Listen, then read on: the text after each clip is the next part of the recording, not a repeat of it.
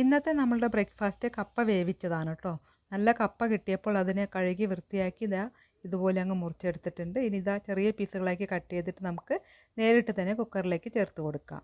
കുക്കറിലേക്ക് ചേർത്ത ശേഷം നമുക്കതിലേക്ക് 1/2 ടീസ്പൂൺ മഞ്ഞൾപ്പൊടി ചേർത്ത് കൊടുക്കാം.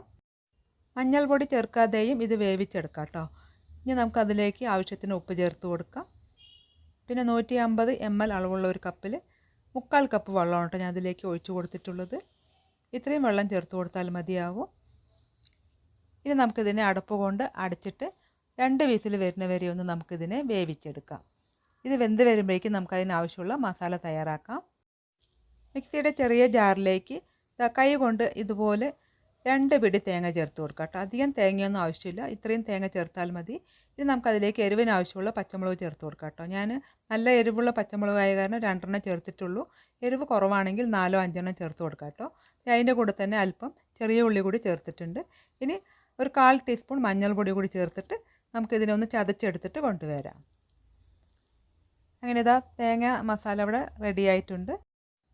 2 വിസിൽ കഴിഞ്ഞ ശേഷം അതിൻ്റെ സ്റ്റീമെല്ലാം പോയിട്ടുണ്ട്. ഇനി നമുക്ക് തുറന്ന് നോക്കാം. അങ്ങനെ നമ്മളുടെ കപ്പയൊക്കെ അവിടെ നന്നായിട്ട് വെന്തിട്ടുണ്ട് കേട്ടോ. അല്പം വെള്ളം അടിയിൽ കുറച്ച് ഇരിപ്പുണ്ട്, അത് കുഴപ്പമില്ല. വേണമെങ്കിൽ ആ വെള്ളം ഊറ്റിയെടുക്കാം കേട്ടോ. ഞാനിപ്പോൾ അങ്ങനെ തന്നെ ഇതിനെ ഒന്ന് ഉടച്ചെടുക്കാം കേട്ടോ. കണ്ടില്ലേ, ഇതുപോലെ വേണം. നന്നായിട്ട് വെന്തിട്ടുണ്ട് കേട്ടോ. നല്ല കപ്പയാണ്. വേവ് കുറവാണെങ്കിൽ 2 വിസിലൂടെ കൊടുത്താൽ മതിയാവും കേട്ടോ.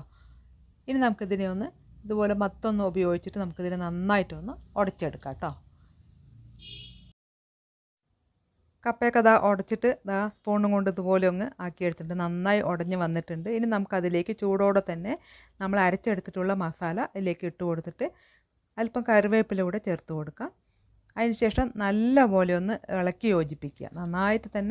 നന്നായിട്ട് ഇതുപോലെ അങ്ങ് ഇളക്കുക. കപ്പ നല്ല ചൂടോടെ തന്നെ ഇരിക്കുന്നുണ്ടല്ലോ, ആ സമയത്ത് തന്നെ നമുക്ക് ഇതുപോലെ തേങ്ങ മസാലയൊക്കെ ചേർത്തിട്ട് നന്നായിട്ട് ഇളക്കി കൊടുക്കണം കേട്ടോ. അപ്പോൾ പച്ച തേങ്ങേൻ്റെയും കറിവേപ്പിലിൻ്റെയും പിന്നെ ആ ചെറിയ ഉള്ളിൻ്റെയൊക്കെ മണം കൊണ്ട് നല്ലൊരു ടേസ്റ്റായിട്ടുള്ളൊരു കപ്പ വേവിച്ചതാണ്. ഇനി നമുക്കത് കഴിച്ചാലോ. ഞാനിവിടെ അതിന് വേണ്ടിയിട്ട് നല്ല എരിവുള്ള മുളക് ചമ്മന്തിയാണ് കേട്ടോ ഇവിടെ റെഡി ആയിട്ടുള്ളത്.